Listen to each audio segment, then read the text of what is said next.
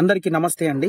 ఈ మధ్య జరిగిన ఒక సంఘటన నన్ను తీవ్రంగా బాధించింది. అదేంటంటే చట్టాన్ని కాపాడే పోలీస్ సోదరులపై ఒక వ్యక్తి తీవ్రంగా గాయపరిచి చంపడం.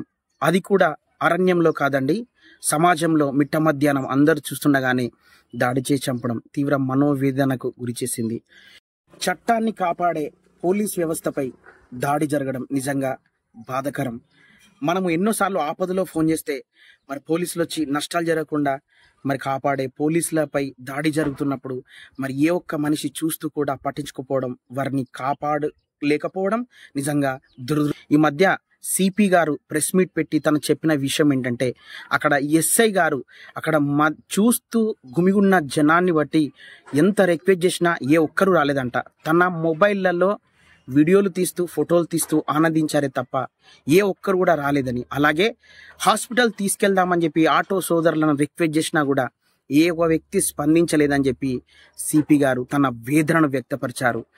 అటు నుంచే వెళ్తున్న మరొక స్టేషన్ ఎస్ఐ గారు ఆ సంఘటన చూసి ఆమె మరి తనను హాస్పిటల్ తీసుకెళ్ళినట్లుగా మనం న్యూస్లో వింటా ఉన్నాం.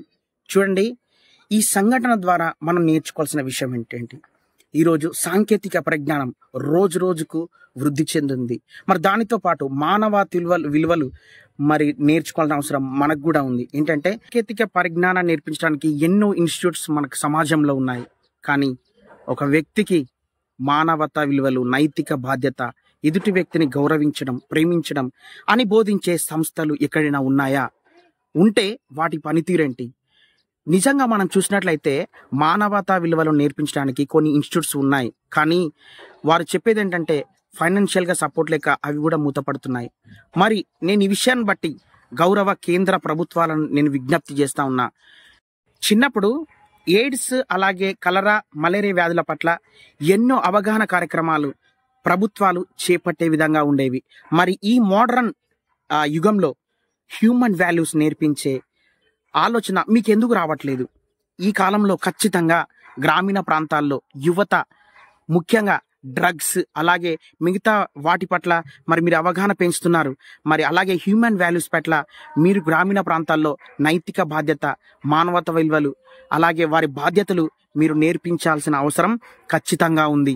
ఈ వీడియో ద్వారా యువతకి ఇచ్చే సందేశం ఏంటంటే ఎవరో చెబితే మానవతా విలువలు మనం నేర్చుకోవాల్సిన అవసరం లేదు. మన హృదయాల్లోనే ఆ ఆలోచన జన్మించాలి. ముఖ్యంగా పోలీస్ సోదరులకు నేను విజ్ఞప్తి చేస్తున్నాను.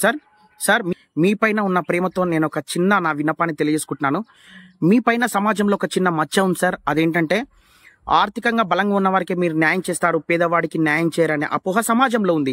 దయచేసి మీ పైన గౌరవంతో నేను విజ్ఞప్తి చేసినంటే ఈ యొక్క అపోహను మీరు తీసే విధంగా న్యాయం చేయాలి. అలాగే సమాజం మీరు ఎలా ఉండాలని కోరుకుంటున్నారో మరి వారు కూడా మీరు ఎలా ఉండే విధంగా మీరు తగిన న్యాయం చేయాలని కోరుకుంటూ ఒక సామాన్య పౌరుడిగా నా అభిప్రాయాన్ని తెలియజేస్తూ thank you so much. This is జీవైజే.